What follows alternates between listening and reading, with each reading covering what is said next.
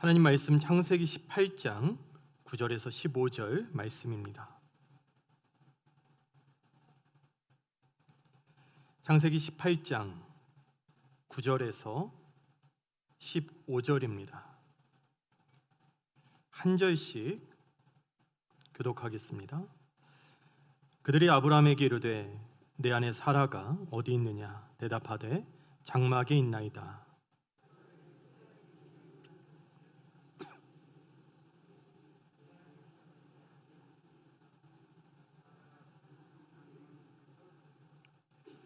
아브라함과 사라는 나이가 많아 늙었고 사라에게는 여성의 생리가 끊어졌느니라.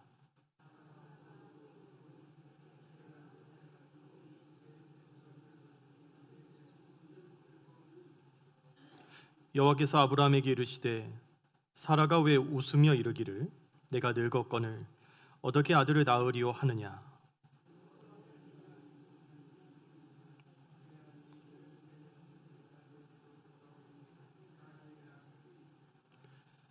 사라가 두려워서 부인하여 이르되 내가 웃지 아니하였나이다. 이르시되 아니라 내가 웃었느니라. 아멘. 우리 인생에는 크고 작은 수많은 기다림이 있습니다. 택배를 기다리는 소소한 기다림부터 초조한 마음으로 입시나 취업 결과를 기다리기도 하죠.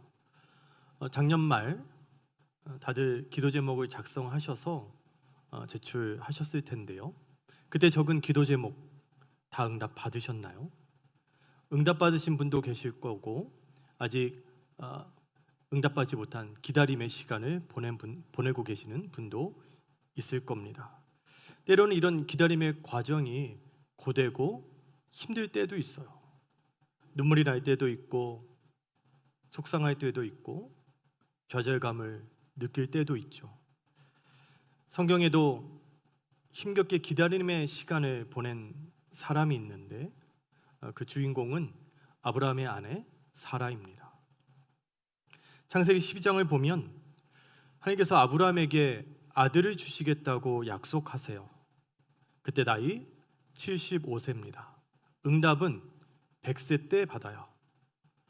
25년이라는 그 긴 세월은 어떤 때는 고통스럽고 어떤 때는 기대감에 벅차고 어떤 때는 포기와 좌절의 시간이었는데요.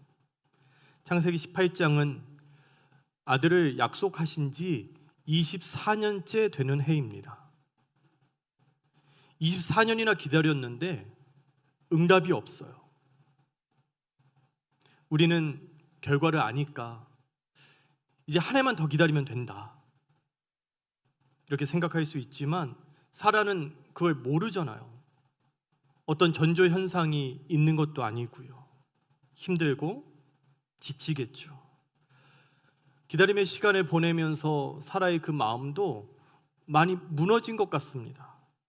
창세기 18장 10절을 보면 그가 이르시되 내년 이맘때 내가 반드시 내게로 돌아오리니 내 아내 사라에게 아들이 있으리라 하시니 사라가 그 뒤 장막문에서 들었더라. 하나님께서 사라에게 그 아들을 주시겠다는 약속을 재확인해 주세요.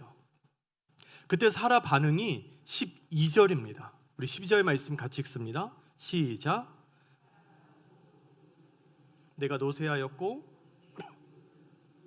내게 무슨 즐거움이 있으리요. 아멘. 웃고는 히브리어로 차아크입니다. 이 차아크라는 단어는 긍정적으로 쓰이면 기쁨이라는 뜻이 있고요. 부정적으로 쓰이면 비웃음이라는 의미를 담고 있습니다. 농담이라는 의미로 쓰이기도 해요. 사라가 웃었는데 사라의 웃음은 어떤 웃음이었을까요?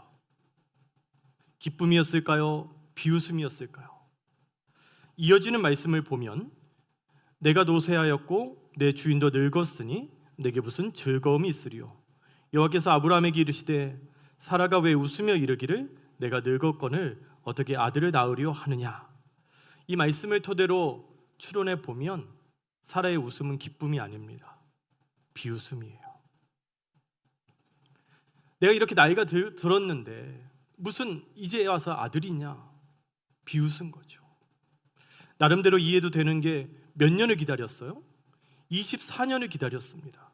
아들 주시겠다고 약속하셨는데 24년이 지났는데 아들이 없어요. 너무 긴 시간이잖아요.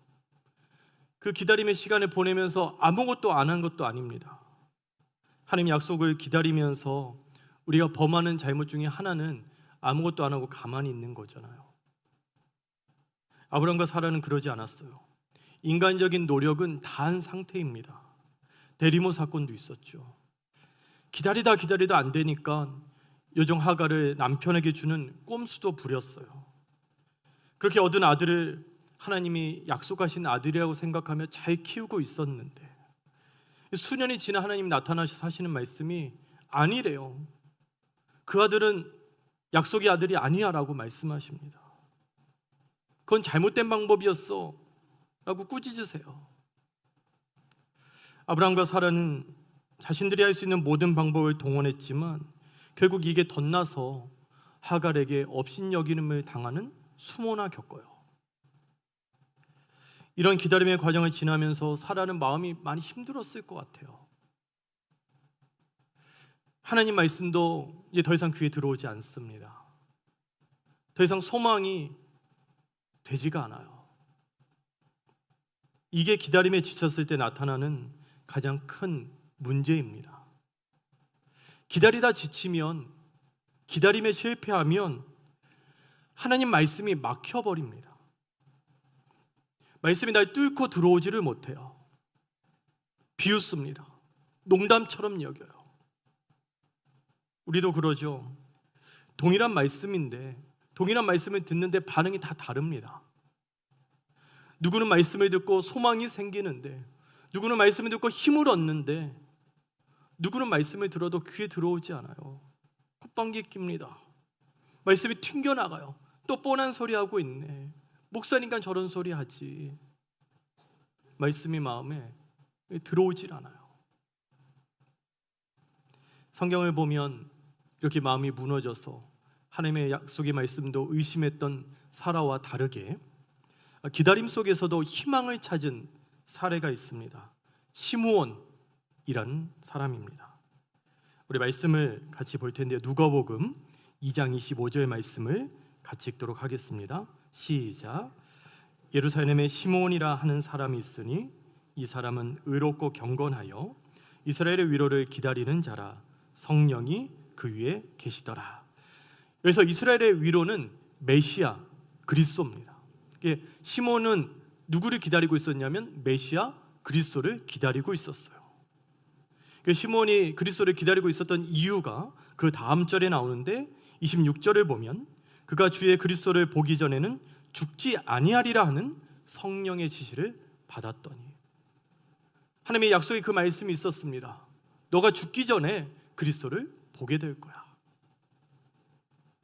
시몬과 사라의 공통점이 있다면 하나님의 약속을 받고 기다림의 시간을 보냈다는 점입니다. 사라는 아들을 기다렸고 시므온은 메시아 그리스도를 기다렸죠. 둘 다 응답은 너무 늦었어요. 기다림의 시간이 꽤 길었습니다. 차이점은 둘 다 결국 응답을 받는 기쁨을 누리지만, 사라도 하나님의 그 약속의 말씀에 아들을 주시겠다는 그 약속에 응답을 받았고, 시므온도 그리스도를 기다렸는데 그리스도를 보는 그 응답을 받았어요. 결과는 똑같아요. 둘 다 기다림의 시간은 길었지만 응답을 받았다. 근데 그 과정이 너무나 다른 거예요. 사라는 약속을 기다리다가 낙심하고 말씀도 의심했지만, 시므온은 한 번도 그것 때문에, 그 기다림의 시간이 길어지는 것 때문에 낙심한 적이 없습니다. 우리도 그렇죠. 우리가 똑같이 예수님 믿어도 그 삶의 과정에서는 많은 차이가 있는 것 같습니다. 우리는 다 하나님의 약속을 기다리는 사람이잖아요. 우리 앞에 두 종류의 길이 놓여 있습니다. 사라가 걸어갔던 길이 있어요. 더디오는 응답 때문에 말씀을 의심하고 마음은 무너지고 낙심한 인생길. 시므온이 걸어갔던 인생길도 있죠. 응답이 안 되는 걸 자신의 그 비전으로 바라보면서 응답이 더디더라도 하나님의 약속은 반드시 이루어진다는 그 확신을 가지고 사는 인생길. 우리 성도님들은 어떤 길을 가고 계십니까? 어떤 길을 가기를 원하냐고 묻지 않았습니다. 어떤 길을 가고 계신가요? 우리 중에 오늘도 기다림 속에 사라처럼 지친 분들, 응답이 너무 늦어지는 바람에 마음이 무너지고 낙심하고 우울하고, 그래서 하나님의 말씀을 들어도 그 말씀이 나를 통과하지 못하는 분들이 계시다면 오늘 이 시간 그 마음이 다 회복되기를 간절히 소망합니다. 네, 가만히 있는다고, 방치한다고 해서 그 마음이 자연스레 회복되는 건 아니고, 기다림에 지칠 때 우리가 해야 하는 일이 두 가지가 있습니다. 첫 번째, 기다림에 지칠 때 약속의 말씀을 붙들자.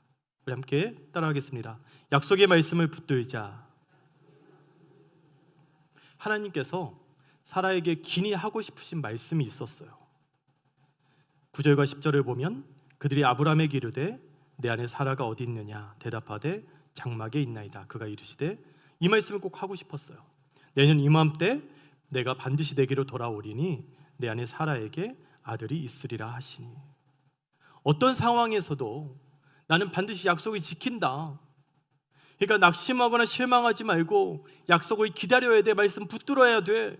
이 말씀을 사라에게 하고 싶으셨어요. 문제는 사라에게 이 말씀이 전혀 약발이 안 먹혔다는 점입니다. 17장 19절을 보면 하나님이 이르시되 아니라 내 안에 사라가 내게 아들을 낳으리니 너는 그 이름을 이삭이라 하라. 내가 그와 내 언약을 세우리니 그의 후손에게 영원한 언약이 되리라. 이미 들었던 말씀인 거죠. 24년 동안 들었던 말씀이고 수차례 때 들었던 말씀이에요. 말씀은 계속 하시는데 응답은 없는 거죠. 이제 더 이상 믿어지지가 않아요. 이 부분에서 우리가 교정해야 될 생각에 오류가 있는데요, 낙심되고 지치고 힘들 때가 있잖아요. 그때 하나님께서 우리를 회복시키시는데 어떤 특별한 경험이나 신비한 현상을 통해 우리를 회복시키시는 게 아니라 가장 기본적인 방법으로 우리를 다시 일으켜 세우신다는 겁니다. 그 기본적 방법이 무엇이냐? 하나님의 말씀입니다. 우리 성도님들 때로는 위축될 때가 있잖아요. 근데 무엇 때문에 위축되시나요? 무엇 때문에 낙심하시나요? 응답이 너무 더딘가요? 꿈꾸고 있는 일들이, 계획하고 있는 일들이 잘 안 되시나요? 거기에 무너지면 안 되는 거죠. 저는 우리가 사라처럼 인생에 위기가 오고 우울하고 어두워졌을 때 누가복음 5장 5절 말씀을 기억하면 좋겠습니다. 함께 읽겠습니다. 시작. 시몬이 대답하여 이르되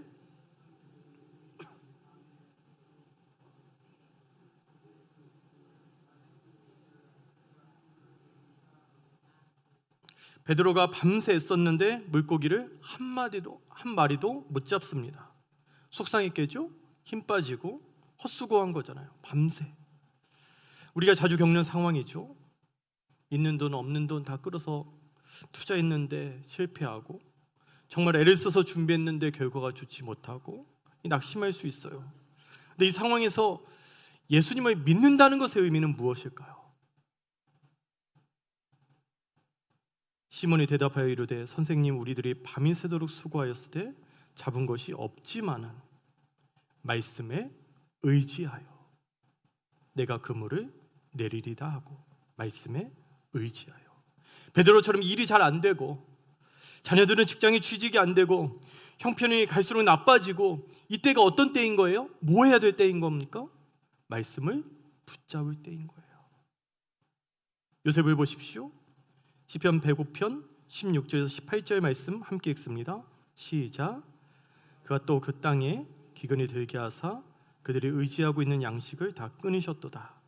그가 한 사람을 앞서 요셉이 종으로 팔렸도다. 그의 발은 착고를 차고 그의 몸은 쇠사슬에 매였으니. 현실은 국가적으로는 기근이 들어 양식이 다 떨어졌고요. 개인적으로는 감옥에 갇힌 채 바른 족쇄에 몸은 쇠사슬에 묶여 있습니다. 최악이죠. 최악의 환경입니다. 그런 현실에서 요셉을 어떻게 묘사하냐면 19절을 보면 함께 읽습니다. 시작. 곧 여호와의 말씀이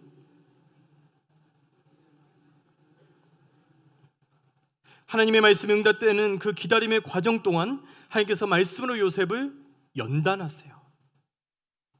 위기 가운데 감옥에 갇힌 상황에서 말씀이 공급되고 말씀이 그 안에 들어가니까 요셉 인생이 온갖 불행 소스를 다 때려 넣은 잡탕 같은 인생처럼 보였지만 그 이야기의 반전은 불행이 재료가 되어 오히려 요셉이 하나님의 사람으로 만들어지고 요셉 덕분에 국가적인 위기도 극복하게 되는 축복의 통로가 됩니다. 불행을 무엇으로 버무렸기 때문인가요? 말씀으로. 파편적인 불행을 말씀으로 버무렸더니 그 모든 불행이 오히려 축복의 재료가 됩니다. 우리 성도님들께 부탁드립니다. 말씀을 비웃음으로 듣지 마시기 바랍니다. 말씀을 쳐내지 마세요. 저 스스로에게 하는 말이기도 합니다. 설교자로서 설교 기술자가 되면 안 된다는 생각을 수차례 되뇌입니다. 설교 기술자는 혹 설교를 잘할지는 모르겠지만 그 설교를 듣는 회중들이 은혜 받고 감동받을 수는 있는데 정작 말씀을 전한 자신은 그 말씀에 어떤 영향도 받지 못하는 사람을 설교 기술자라고 해요. 나는 말씀을 전하는데 성도님들 그 말씀을 잘 듣는데 전하는 사람은 그 말씀을 받아들이지 못하는 거예요. 그 말씀에 감동하지 못하는 거예요. 말씀을 들어도 튕겨내는 거죠. 이게 가능하냐고요? 가능합니다. 그러니까 이런 용어가 있겠죠. 설교 기술자라는. 저는 우리 성도님들 우울하고 힘들고 마음에 답답한 일들이 있다면 말씀의 능력으로 회복받는 이 시간 되길 소망합니다. 기다림에 지칠 때 두 번째, 상황이 아니라 하나님께 집중해라. 상황이 아니라 하나님께 집중해라. 따라하겠습니다. 시작. 네, 10절에서는 아들을 약속하셨고요. 12절에 사라가 비웃었습니다. 사라가 속으로 웃고 이르되, 그 사이 11절을 보면 사라가 비웃은 이유가 이해가 되는데 아브라함과 사라는 나이가 많아 늙었고 사라에게는 여성의 생리가 끊어졌는지라. 객관적인 상황은 임신 불가입니다. 도저히 임신할 수 없는 상황인데 아들이 생긴다고 하니까 사라가 비웃어요. 농담처럼 여깁니다. 하나님의 반응이 14절입니다. 14절 말씀을 같이 읽습니다. 시작. 여호와께 능하지 못한 일이 있겠느냐? 기한이 이를 때에 내가 내게로 돌아오리니 사라에게 아들이 있으리라. 아멘. 여호와께 능하지 못한 일이 있겠느냐? 절망적인 상황에서, 불가능해 보이는 상황에서 하나님이 자신을 어떻게 묘사하시나요? 여호와께 능하지 못한 일이 있겠느냐? 나는 전능한 하나님이다. 상황 보지 말고 능력 많으신 하나님을 바라보라는 거죠. 사라가 왜 포기했습니까? 자기 앞에 놓인 절망적인 현실만 바라봤기 때문입니다. 신앙은 믿음으로 사는 건 환경보다 더 크신 하나님을 바라보는 거잖아요. 하나님 높이에서 세상을 보는 거죠. 요한계시록 4장 1절 말씀 같이 읽습니다. 시작.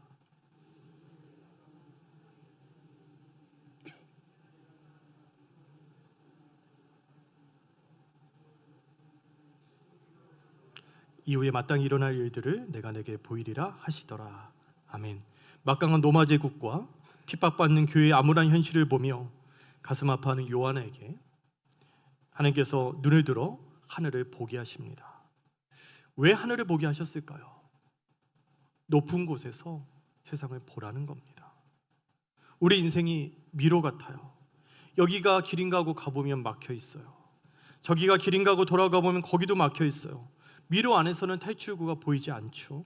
그런데 높은 전망대 위에서 그 아래 미로를 보면 길이 보입니다. 하늘 전망대에서 세상을 좀 보라는 거예요. 예수님 믿는 건 우리가 이 현실 안에 발을 딛고 살아가지만 하나님 높이에서, 하늘 그 전망대에서 인생을 바라보며 사는 거죠. 우리도 사라처럼 현실에 갇혀있을 때가 참 많습니다. 나는 애 못 낳는다, 나는 불임이다, 나에게 무슨 즐거운 일이 있겠냐. 그런 분들에게 하나님께서 말씀하세요. 네가 처한 상황 누가 모르냐. 너 불임이고 애 못 낳는 상황인 것, 그거 내가 모르는 것 같아. 아니 내가 다 안다, 다 아는데 11절에 갇혀있지 말고 14절에 주목하라는 거예요. 여호와께 능하지 못한 일이 있겠느냐. 기한이 이를 때에 내가 내게로 돌아오리니 사라에게 아들이 있으리라. 여호와께 능하지 못한 일이 있겠느냐. 이 말씀이 우리 성도님들에게도 똑같이 전달되기를 소망합니다. 말씀 정리합니다. 창세기 21장을 보면 결국 하나님 약속대로, 하나님 말씀대로 아들을 낳게 됩니다. 이름을 이삭이라고 지었는데 뜻이 웃음입니다. 21장 6절 말씀 같이 읽습니다. 시작.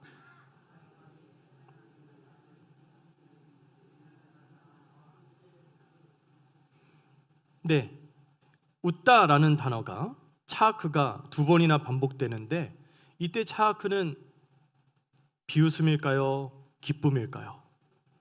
기쁨이죠. 하나님의 은혜에 가슴 벅찬 감격으로 드리는 차크입니다. 기어이 그 비웃는 사라를 웃게 만드신 하나님이세요. 두 가지로 말씀드렸습니다. 기다림에 지칠 때 첫 번째, 약속의 말씀을 붙들자. 두 번째, 상황이 아니라 하나님께 집중하자. 결국은 우리를 웃게 하시는 하나님, 이 은혜를 우리 모두 경험하게 되기를 소망합니다. 우리 찬양 드리고 함께 기도하는 시간 갖도록 하겠습니다.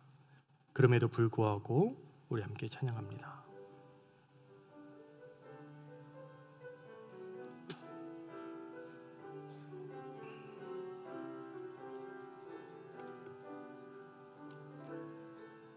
마음속에 어려움이 있을 때,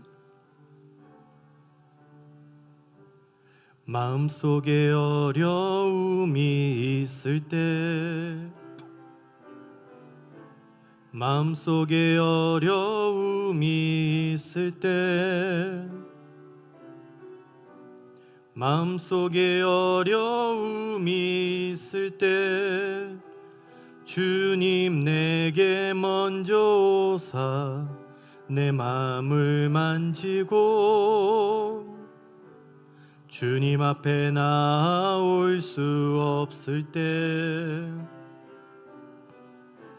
주님 앞에 나올 수 없을 때, 주님 앞에 나올 수 없을 때, 주님 날 먼저 안으시네. 그럼에도 불구하고 날 사랑하시는 하나님의 사랑은 나의 모든 걸 덮고, 그럼에도 불구하고 날 안아주시는 하나님을 부를 때 아버지라 우리 한 번 더 찬양합니다. 마음속에 어려움이 있을 때, 마음속에 어려움이 있을 때, 마음속에 어려움이 있을 때, 주님 내게 먼저 오사 내 마음을 만지고, 주님 앞에 나올 수 없을 때, 주님 앞에 나올 수 없을 때, 주님 앞에 나올 수 없을 때 주님 날 먼저 안으시네. 그럼에도 불구하고 날 사랑하시는 하나님의 사랑은 나의 모든 걸 덮고, 그럼에도 불구하고 날 안아주시는 하나님을 부를 때 아버지라. 그럼에도 불구하고, 그럼에도 불구하고 날 사랑하시는 하나님의 사랑은 나의 모든 걸 덮고, 그럼에도 불구하고 날 안아주시는 내 하나님을 부를 때 아버지. 우리 하나님은 이런 분이십니다. 전능하신 나의 주 하나님은, 전능하신 나의 주 하나님은 능치 못한 시를 전혀 없네. 우리의 모든 간구도, 우리의 모든 생각도, 우리의 모든 꿈과 모든 소망도 신실하신 나의 주 하나님은 우리의 모든 괴로움 바꿀 수 있네. 불가능한 일 행하시고 죽은 자를 일으키시니 그를 이길 자 아무도 없네. 우리 한 목소리로 주의 말씀 의지하여 깊은 곳에 금을 던져 오늘 그가 널 낳은 일을 이루시네. 주의 말씀 의지하여 믿음으로 금을 던져 믿는 자에게 능치 못함.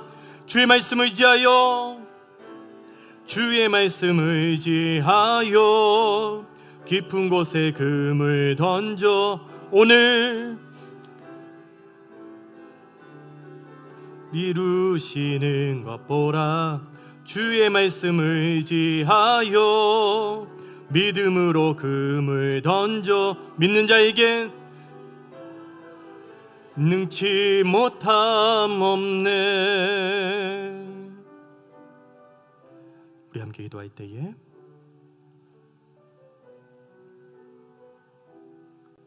하나님께 간절히 기도해도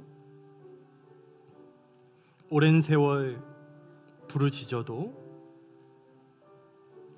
절대 포기할 수 없는 기도 제목인데 응답해 주지 않으실 때가 있습니다.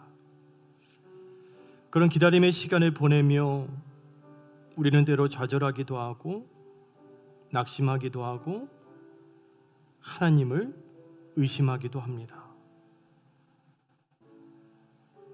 하나님은 우리가 그 기다림의 시간을 낙심하며 좌절하며 보내기를 원치 않으세요. 하나님의 응답이 더딜 때, 기다림에 지칠 때 약속의 말씀을 붙들게 하여 주시옵소서.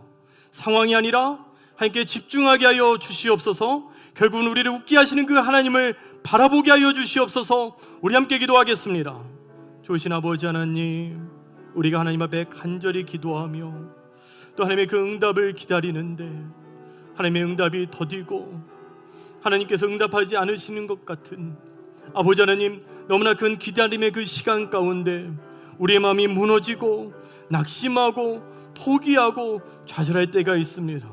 하나님마저 의심하고 하나님의 그 말씀을 들어도 그 말씀이 내게 위로가 되지 않고 소망이 되지 않고 그 말씀을 튕겨버리는 하나님 그런 마음 상태가 될 때가 있습니다. 하나님, 오늘 그 마음들이 다 회복되어지기를 원합니다. 지치고 상한 그 마음, 무너진 우리의 마음들이 하나님 회복되기를 원합니다. 아버지 하나님, 기다림에 지쳐있을 때 하나님의 약속의 그 말씀을 붙들게 하여 주시옵소서. 더딜지라도 하나님 약속하신 것을 반드시 지키신다는, 응답하신다는 하나님 그 약속의 그 말씀을 붙드는 가운데, 그 절망 가운데 소망을 바라볼 수 있도록 하나님 도와주시고, 아버지 하나님, 우리는 상황을 바라보며 사는 사람이 아니라 아버지는 분명히 이 현실 가운데 우리 두 발을 딛고 살아가지만, 아버지 하나님, 우리는 그 현실이 아니라 하나님을 바라보며 사는 사람들입니다. 하나님, 상황이 아니라 전능하신 그 하나님께 집중하는 우리를 되게 하여 주시옵소서. 아버지 하나님, 오늘 하나님께는 불가능한 일이 없으십니다. 현실은 불가능해 보이고 소망이 보이지 않아도 우리 하나님은 전능하신 하나님, 무엇이든 가능케 하시는 하나님, 그 하나님을 바라보는 가운데 아버지 하나님 소망을 얻고 결국은 우리 가운데 응답하시며 우리를 웃게 하시는 그 하나님을 소망하며 살아가는 우리 모두 되게 하여 주시옵소서.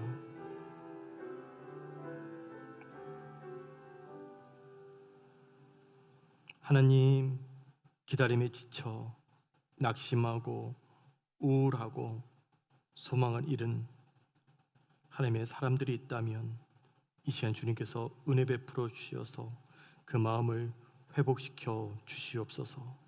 기다림에 지칠 때 하나님의 약속을 붙들게 하여 주시고 상황이 아니라 하나님께 집중하게 하여 주시옵소서. 우리 하나님은 불가능한 일이 없으신 분이십니다. 여호와께 능하지 못한 일이 있겠느냐. 그 전능하신 하나님을 바라보며 결국 사라의 비웃음을 기쁨으로 바꿔주신 하나님께서 오늘 우리의 삶 속에도 우리를 웃게 하실 그 하나님을 기대하고 소망하며 감사드리며 예수님의 이름으로 기도드립니다. 아멘. 하늘에 계신 우리 아버지여, 이름이 거룩히 여김을 받으시오며 나라의 임하옵시며 뜻이 하늘에서 이룬 것 같이 땅에서도 이루어지이다.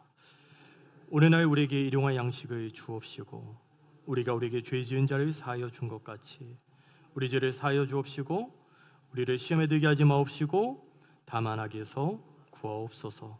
대개 나라와 권세와 영광이 아버지께 영원히 싸움나이다. 아멘.